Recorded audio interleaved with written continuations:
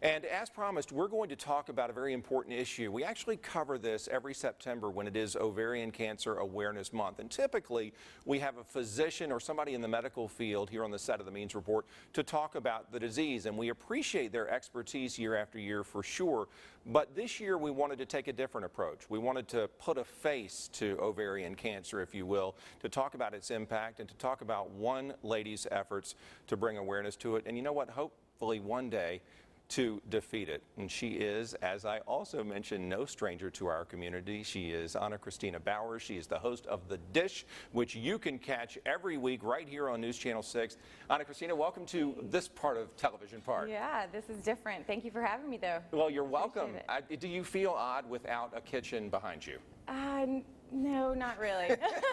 That's not usually where I'm at anyway. Well, no, but I mean on the set of The Dish. For but sure. I look at this set compared to the set of The Dish or the set of Jenny's show, Jenny, and it's so plain with our little wooden desk. This is good. Well, I like it. Listen, I appreciate it. I'm glad you're comfortable, and I am glad that you're with us today because it is an important topic, and unfortunately, it's a topic that you know all too much about. Oh, yeah.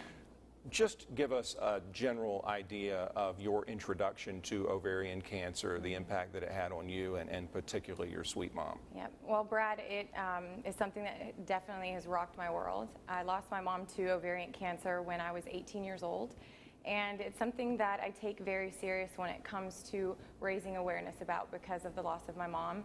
And I've felt this sense of responsibility to share her story so that potentially we could save somebody else's life.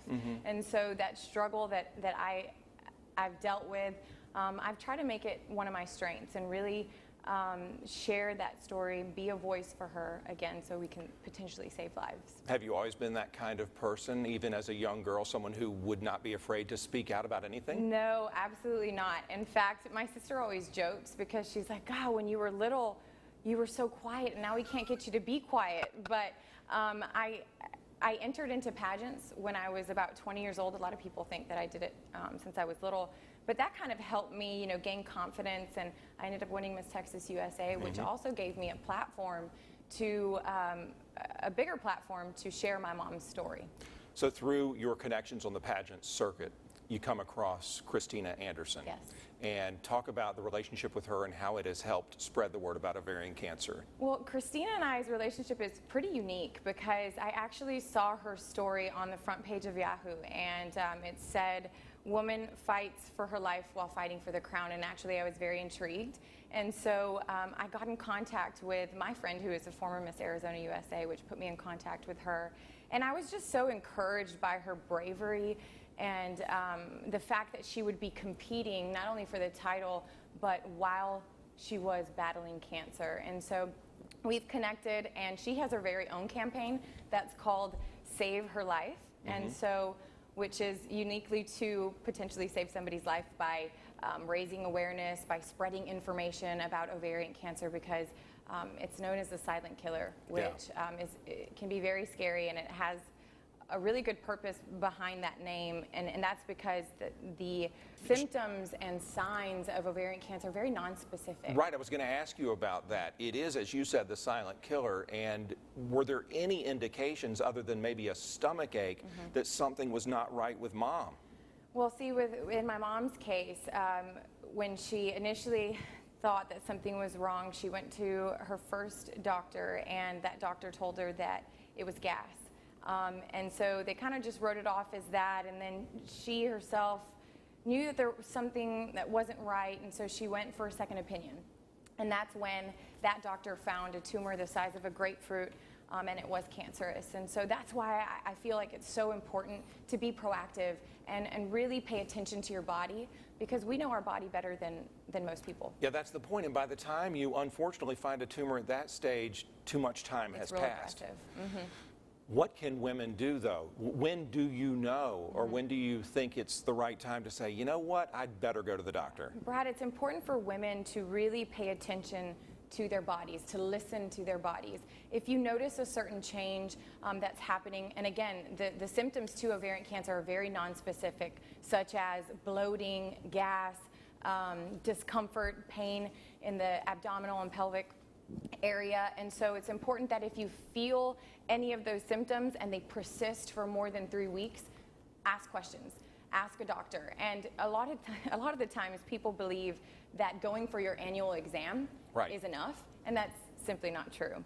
So a pap smear, which women get or should get annually, does not detect ovarian cancer. It's actually for cervical cancer. Have doctors or has anybody advised you about when you should start really paying attention to this? Because if you Google ovarian cancer, you can find that the average age of the person who gets it is maybe sometimes in their 60s. Your mom was 45. Yes. You're obviously much younger than that. When do young ladies start needing to worry about it? Well, I think that specifically if you have history, you should start paying attention to it when you're little. There's just a woman on The Voice who was, I believe, 16 or 17 years old who had ovarian cancer. And so it's important that all women focus and pay attention. They stay alert when there are changes or they feel certain changes in their body. So again, if you have history, pay attention to it always. And if you don't, it's still important to listen to your body. You have a beautiful new son, Boston. Boston, if I just guessed, I would say he's in the 4 to 6 month old range. Is that close? 3.5. 3.5. Okay. Good job. No, it's just it starts flying, but he's still such a little sweet baby. Any concerns, Anna Christina, when it came to starting your own family because of your history? Any concerns at all when it was time to start having children? Well, even more so it's why I take being proactive about my health very seriously, because there is a chance that obviously the ovarian cancer will affect the ovaries. And so what I did in order to make sure that I was capable of having children, I would visit my doctor annually, and I would also go to the extreme measure of getting transvaginal ultrasounds, ultrasounds in general, so that they can determine whether or not they see any abnormal masses or anything like that. But again, paying attention to my body is extremely important, because there isn't a specific test to detect ovarian cancer. And so there's also BRCA testing that you can do, which is genetic testing to see whether or not you carry the gene, and I've actually done that. I hope everything came out okay. Thankfully, I do not carry the gene. Okay, good. However, that doesn't eliminate 100% of me getting or not getting ovarian cancer. And so, but I did take the test so that I'm put at ease and put at peace knowing that I don't carry it, because it does lessen that chance. But again, it's important that women visit with their doctor, they ask questions, and they start the conversation. That's what really the point is. Yeah. To give people information, and that way they know if they were faced with this, they have an idea of what it looks like. Well, sometimes that's all it takes, is just to say to the doctor, sometimes the physicians in our lives are not as all-knowing as we want them to be, and to say, hey, can you check to see if this is ovarian cancer? Yes. How are the efforts going so far? You had a gigantic fundraising effort on behalf of Save Her Life and ovarian cancer awareness in general. How can we help make that number even bigger? Yeah, so Christina, she does have her campaign called Save Her Life, and she has an online shop at saveherlife.org.